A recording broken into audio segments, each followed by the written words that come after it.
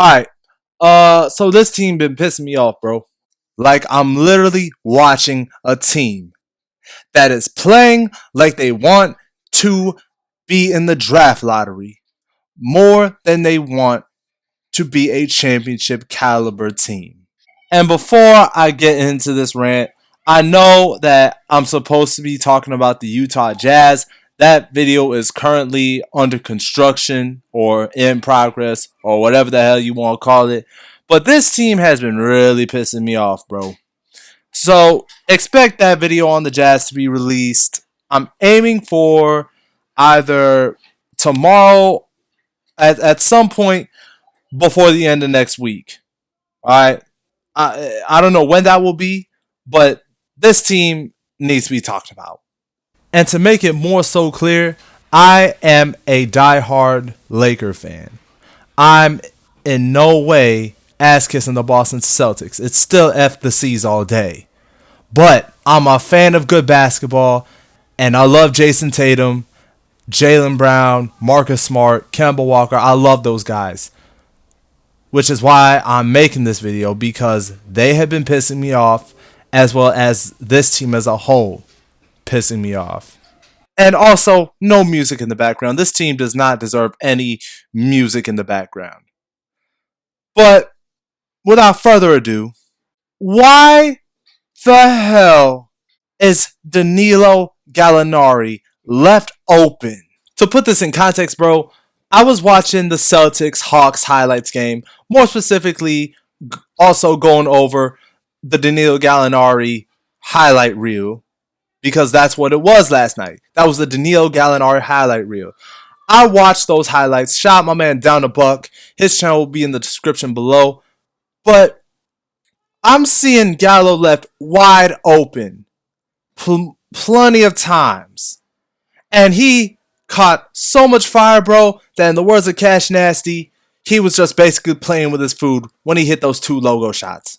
Now, usually with these types of videos, I have to look up, the offensive rating and defensive rating just to make my point clear and just to see where a team is performing at their best and worst. You know what I mean? And the last 10 games, they have given up nearly 117 points in the last 10 games.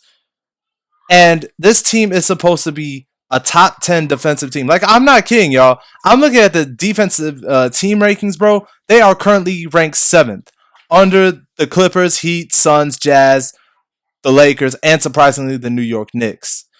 And these last 10 games, they have not looked like a top 10 defensive team.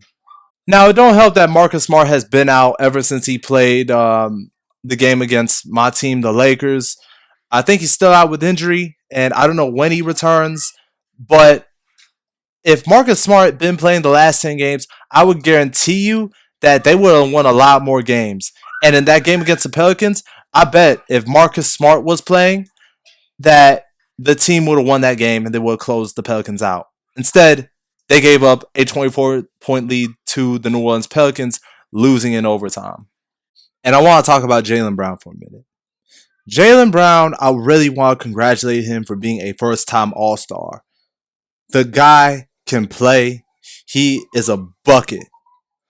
But what is annoying me about him is his lack of effort defensively. Again, he's not the best defender on the team. Marcus Smart is the best defender on the team. But with him out, Jaylen could have took it upon himself to say, look, man, I'm going to put the effort in. I am 6'8". I have a long wingspan. So I will be putting in the effort to be a hustler and be a defender. And I have not seen that since Marcus Smart was out. And the same thing applies to Jason Tatum. Jason Tatum is an all-star. He is on his way to becoming a superstar if he's not that already. But he is not taking it upon himself saying, look, I'm tall and I can be a pretty damn good defender. Which he is. He's a good defender. He is a good two-way player.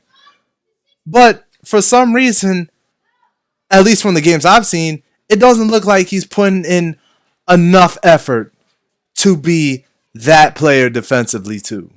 Now those two are all-stars, and I kind of guess why they are not putting in as much effort defensively, because they know they're needed on offense, but it still applies to them. Also, they got guys like Semi Ojeleye, who's a good defender, Robert Williams, who I will be getting to. Uh, Daniel Tice is a decent defender, or at least he's kind of decent at size, but he's too small. Grant Williams is a good defender. And as much as defensive talent they have, they look so out of sync defensively, bro. Now, if we could get to the offense, and I'm about to sound off on here. Why the hell is Kemba Walker taking step back after step back after step back every play? Every time he gets the ball, he tries to do his patented UConn step back. Every single time down the stretch. Instead of deferring to Jason Tatum and Jaylen Brown, because that's why they got Kemba Walker a couple off seasons ago, when Kyrie Irving decided to say, y'all, I'm out, bro. I'm on my way to Brooklyn to pair with KD and soon to be Harden. Wasn't Kemba supposed to be the guy that wanted to be on a winning team by any means necessary? That he was sick of being the guy on the Charlotte Hornets, being the guy that's heavily relied on because of a lack of offensive talent that the Charlotte Hornets had. But this season, ever since coming back from injury, the guy needs to shoot every time he gets the ball. And it's really annoying me. And that hurts me to say, because I love Kemba Walker. Kemba Walker's an overall amazing guy, and he's always been a good player in my eyes, and he's been one of my favorite players to watch. But he has not been playing well. The guy is an absolute ball hog. And I'm not letting Jason Tatum off the hook either. Like I said, he is a talented all-star. He is on his way to become a superstar. Same with Jaylen Brown. But whenever they get the ball, they feel like they need to ISO every single possession too. They are so slow running their offensive sets. And by the time they start running their sets, there's already 10 seconds left on the shot clock. Now you have to give the ball to Tatum, tries to ISO, and as smooth as his jump shot is, he's going to have to heave it every single time. Same with Jaylen Brown and Kemba Walker. A very unimaginative offense, bro. And you see, this reminds me of the Russell Westbrook Kevin Durant era, because I'm looking at this team, as well as looking back at some old games from when Durant and Westbrook were with the Thunder, bro. Y'all, I don't see any difference, because it's either Kemba, Jason, or JB get the ball, get out of our way every single time. When it was Russell Westbrook and Kevin Durant with Oklahoma City, it was the same thing, whether it was Scott Brooks or Billy Donovan. And they were championship contenders then too. That offense was unacceptable, and Golden State showed them why back in 2016. And the Spurs in 2014. Ironically, the same thing with the Celtics, because in 2019, the Bucks just completely exposed them on offense that year. And then last year in the bubble, they were kind of exposed by the Toronto Raptors. Even though they won that series, it was a really close series, and Toronto was really close to winning that series. And the Heat exposed them on offense as well. And it's really no surprise that the Boston Celtics are nearly bottom 10 defensively. They are in the bottom 15. They're currently ranked 19th. And the games that I've seen, I can see why. And can I talk about the rotations for a minute, y'all? Why am I seeing Daniel Tice and Tristan Thompson in the starting lineup together? Do they not have they don't have Marcus Smart. Because for me, y'all, when Marcus Smart was healthy, wasn't Tatum usually the power forward in the starting lineup? Because at least that's what I remember. Because I remember when Marcus Smart was healthy and when they had Gordon Hayward, I think Tatum was the starting power forward. Now he's the starting small forward, and now you're pairing him with Daniel Tice, who, let me check out his percentages real quick. All right, so I'm looking at it right now, y'all. Daniel Tice is shooting 37% from three, which is not bad, but he's only taking 2 attempts per game. So that's assuming that he is only taking them if it's like a pick and pop. And the last, let's say, the last few games, starting with the Toronto game, he's only made 1 3 in the last few games, starting with the Toronto game on February 11th. So why the hell is he starting next to Tristan Thompson? Tristan Thompson's also not a three-point shooter. And now the Celtics have to isolate now because you have two big bodies in the paint that are basically taking up space. Now, if they had a Serge Ibaka, it would have been okay because at least Ibaka is respectable enough to a point where you cannot leave Serge wide open. And I think he can still play power forward even though he's more of a modern day center. But Daniel Tice cannot shoot to save his life. All right. Or he can, but he's only taken 2 attempts per game. You'll live at Daniel Tice shooting threes. And let me address Tristan Thompson for a minute. Tristan, can you do me a favor, bro? And stop acting like you're Montrezl Harrell, bro. You are not that type of player. Why are you dribbling the ball at the free throw line, trying to play bully ball in the paint when that is not your game? Let me put this into context, y'all. When he had LeBron and Kyrie Irving back in 2015, 16, and 17, he was usually the roll man when he was doing pick and rolls with Kyrie or LeBron. They pass it to him underneath, or Kevin Love would be out at the three-point line. Most of the time, Tristan Thompson is the role man for LeBron and Kyrie. That is his game. But Tristan Thompson is basically used in a Montrezl Harrell type role where he puts the ball down and tries to play bully ball, and it doesn't work because that's not his game. So please, Tristan, you're not Montrezl Harrell. Stop it. And I'm not saying Montrezl Harrell because I'm a Laker fan, but he's trying to replicate that play style because when Montrezl was with the Clippers, he would usually take the ball off the deck. He was not only a screen and roll guy, he would usually get the ball and just play bully ball when he was with the Clippers. And he's doing it for us too. And the last thing I want to talk about is their coaching. Now, I was watching First Take on YouTube, which inspired me to make this video, as well as my man Stefan from Heat Check, as well as a Funky Diabetic. And then Rusty Buckets also made a video about the Celtics. So I just like, shit, I got to talk about the Celtics before I make my Jazz video. Kendrick Perkins made a point that Brad Stevens is not holding his players accountable. So what y'all are hearing with Tristan Thompson acting like he's Montrezl Harrell, Kemba Walker thinking he needs to take the UConn step back, Jason Tatum basically isoing every goddamn play, and Jaylen Brown not spring back and hustling on offense. And then Robert Williams should be playing a lot more minutes than Tristan Thompson. Tristan Thompson should be a backup big, but for some reason he's getting the start over Robert Williams, even though Robert Williams is a better defender. But that's not the point. Well, it is kind of the point because I skimmed over that. But what I'm describing to y'all, man, is a lack of accountability of Brad Stevens. I'm going to be taking you back to 2019.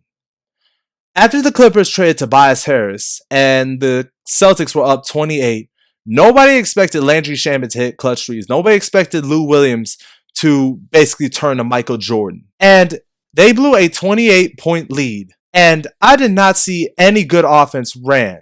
Or at least, I didn't see any good adjustments made. It's the same thing with the Pelicans game too. Every time the Celtics brought up the ball, it was a Kemba or Tatum ISO, or I don't know, Jaylen Brown just chucking the ball. And remember, this was a 24-point game. So when the Pelicans were within 13, 12, 11, 10, so on and so forth, they barely made any adjustments offensively, nor made adjustments offensively. And it sucks because I hate to talk down on Brad Stevens because he's a good coach.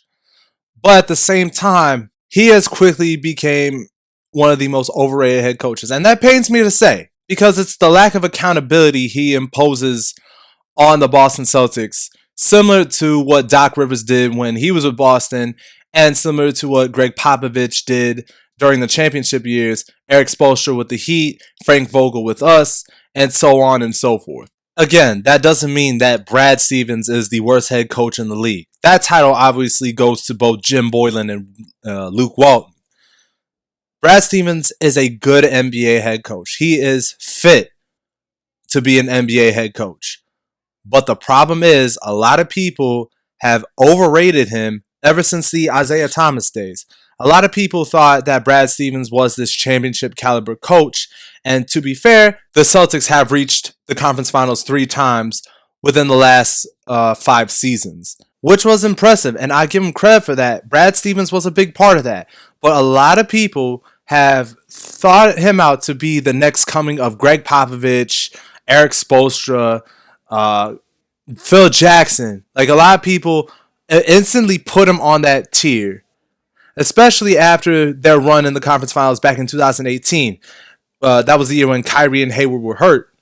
And then when Kyrie and Hayward came back, everyone expected Brad Stevens to help coach his team to like a 67-15 record, Kyrie playing like an MVP, and yada, yada, yada. And then the results were they were a mediocre team. They were middle of the pack in the East. They thought they could switch it up in the playoffs, and then the Bucks just absolutely annihilated them after Game 1, the conference semifinals. But with all that being said, I still think Brad Stevens is a good NBA head coach. But he is in no way in the same tier as Eric Spoelstra, Greg Popovich, Phil Jackson. He is more in the same tier that Rick Carlisle and Doc Rivers are in, which is still a pretty good tier to be in. And this Boston Celtics team is still a good team, but they just have to play consistently on both ends of the floor. They need to play better offense. They need to start putting up a better effort defensively. And I believe they can do that, especially if Marcus Smart comes back, or when Marcus Smart comes back at least. But I will end my video with this. If the Boston Celtics don't pick up the slack, the best they're going to be is an 8th seed and a first round exit. And Brad Stevens, and it will be the last time we will see Brad Stevens as head coach of the Boston Celtics. Because a lot of NBA fans, or at least Kendrick Perkins and Stephen A. Smith, they think he's on the hot seat. Or at least he should be, with the way Boston has been performing as of late. But that's my take on the Boston Celtics. This video was longer than it needed to be, bro. But I felt like I needed to talk about them because they've been a hot trending topic on NBA Twitter or NBA YouTube. And then First Take had a segment about them. So I'm going to try to get below 20 minutes. So I'm just going to end it with this. My video on the Utah Jazz again is under construction. And that video should be released, I hope, before Sunday, but worst thing possible is that it ends up being released next week. So that's all, folks. I hope y'all stay safe out there. I'm X. Oh, wait, hold on. I forgot to bring up, signing Jeff Teague was a mistake because, number one, he can't defend for his life, and he is not suited to be a backup point guard. I'd rather have him starting on a team like the Clippers who need playmaking, but that's just me. Whataburger and Smart are 10 times better as backup guards than Jeff Teague, but that's just me. But it is what it is. Anyways, that's the end of the video. I'm X. Deuces.